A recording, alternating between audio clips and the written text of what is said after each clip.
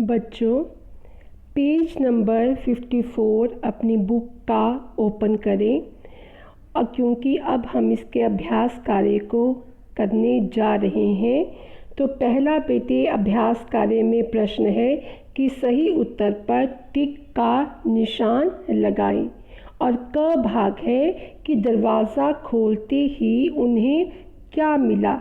तो इसमें ऑप्शन है रोटी, गालियाँ या प्रसाद।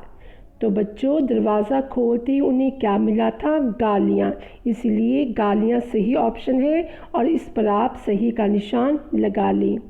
ख भाग देखें, तीनों ने रात कहाँ बिताई। तो बच्चों, तीन कौन कौन थे? गुरु नानक देव जी और उनके दो प्रमुख शिष्य बाला और मर्दाना। तो तीनों ने रात कहाँ बिताई थी? इसमें ऑप्शन है धर्मशाला में, घर में या पेड़ के नीचे, और सही ऑप्शन होगा पेड़ के नीचे। तो तीनों ने रात कहाँ बिताई थी? पेड़ के नीचे। ठीक है बेटा, अब हम इसके पेज नंबर 55 को करेंगे। बच्चों, पेज नंबर 55 में है दूसरा प्रश्न कि सही शब्द से खाली स्थान भरिए।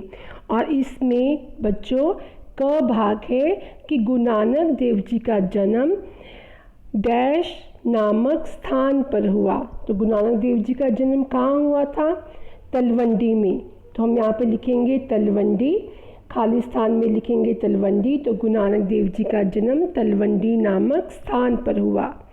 ख भाग है दूसरे गांव के लोग, आगे खाली स्थान है इंसान थे।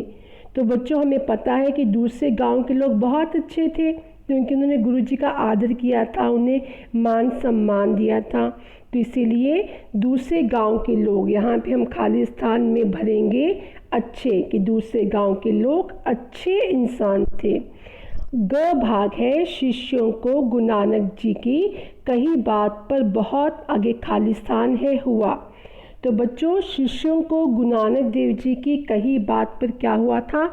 हैरानी हुई थी। हैरानी का मतलब है आश्चर्य। ठीक है, तो हम लिखेंगे शिष्यों को गुरु नानक देव जी की कही बात पर बहुत आश्चर्य हुआ था। घ भाग है उनके शिष्यों का, आगे खाली स्थान जाता रहा। तो उनके शिष्यों का क्या जाता रहा था? भ्रम। भ्रम का अर्थ होता है संदेह, कि उनके शिष्यों में जो संदेह था ना, किस बात का संदेह था? कि गुरु नानक देव जी ने जो बुरे लोग थे उन्हें बसे रहने के लिए कहा और अच्छे लोगों को इधर उधर बिखरने का संदेह के लिए कहा था। तो ये जो भ्रम था, ये जो संदेह था, उनके शिष्यों का जाता रहा। इसलिए बच्चों, हमने क्या किया है कि दूसरे शिष्यों, उनके शिष्यों का जाता रहा, भ्रम जाता रहा। भ्रम शब्द यहाँ पे हम भरेंगे खाली स्थान में। ण भाग है गुरु नानक जी खाली स्थान में ईश्वर की ज्योति में विलीन हो गए।